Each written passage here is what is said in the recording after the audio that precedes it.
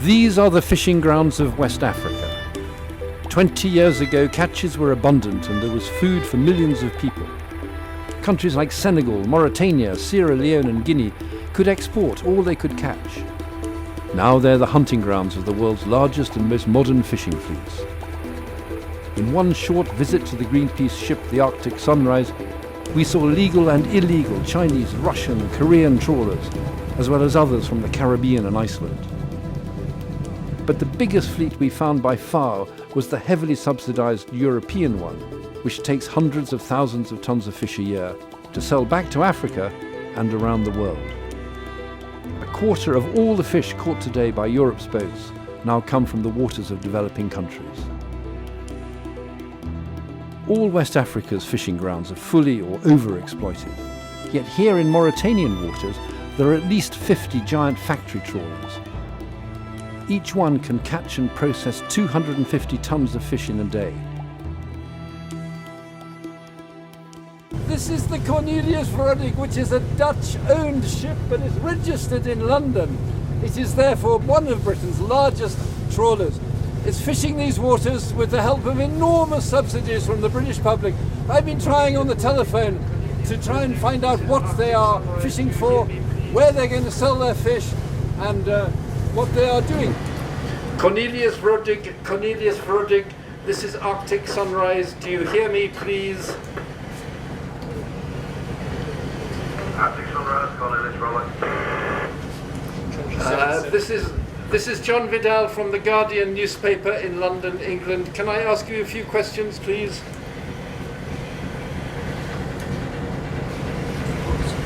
Would you like to come and have some tea with us, please? But the captain would not reply. So finally I called the owners in Surrey, and they told me that all its fish would go to Africa, but none to Mauritania. They said they were not catching the same species as the local fishermen and posed no threat to them at all. So we went to the ship, but we couldn't get aboard.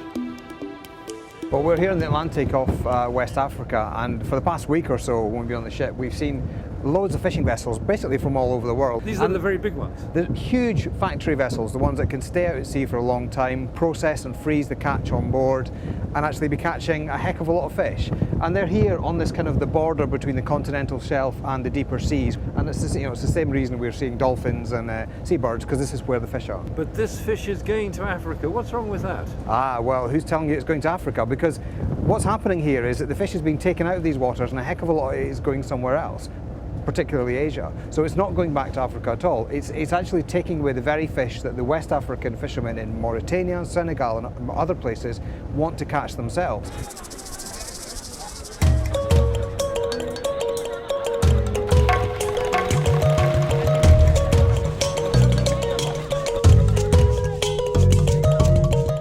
All around West Africa, local fishermen are furious because catches are plummeting. They blame the foreign trawlers and illegal vessels who come close inshore. But they cannot compete with them. It takes 50 of their small boats 1 year to catch as much fish as the European trawlers can take in 1 day. If this goes on, I was told, there will be an ecological disaster out to sea.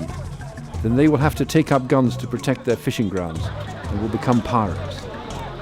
Ça peut avoir même une guerre civile au niveau du Sénégal. Parce qu'un Sénégalais qui n'arrive plus à manger, et tu vas trouver d'autres solutions. On peut être même des pirates avec ces bateaux. Tout peut se passer. Tout, je vous dis, tout peut se passer. Le Sénégal est un pays stable pendant des décennies, mais maintenant le Sénégal est très menacé parce qu'il y a les étrangers qui viennent piller nos ressources. They warned that West Africa could become like Somalia, where pirates hold thousands of people to ransom every year, and it costs the West billions of dollars to police.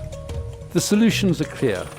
There must be far better policing of the West African waters, but above all, the world must stop plundering Africa's fish.